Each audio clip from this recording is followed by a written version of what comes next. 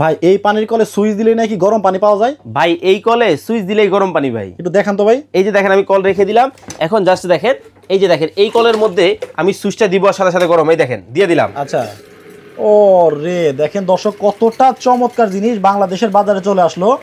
এই যে পানির কল, এই পানির কলে জাস্ট খালি সুইচটা দিল আর দেখেন সাথে সাথে দেখেন কিভাবে ধোয়া উঠতেছে, গরম পানি কিভাবে বের হচ্ছে, কি পরিমাণে গরম পানির সাথে সাথে ধোয়া উঠতেছে। জি আচ্ছা ভাই, এটা কি ইলেকট্রিক না?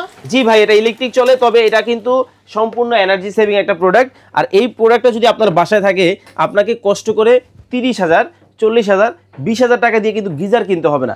সাধ্যের মধ্যে সবটুকু মানে সবাই কিন্তু ব্যবহার করতে পারবে এই কলটা। আচ্ছা ভাই, এই যে পানির কলটা ইলেকট্রিক, জি এটা নষ্ট হবে না আবার? ভাইজান এটার 5 বছরের ওয়ারেন্টি আছে, তো টেনশন নেওয়ার কোনো কারণ নেই। আচ্ছা, দাম কি অনেক বেশি? ভাই এটা রেগুলার প্রাইস ছিল হচ্ছে কত জানেন? 3550 টাকা। আমাদের এখন ধামাকা ডিসকাউন্ট চলতেছে, অনলি 2950 টাকা নিতে পারবেন। 2950 টাকায় গরম পানির কল।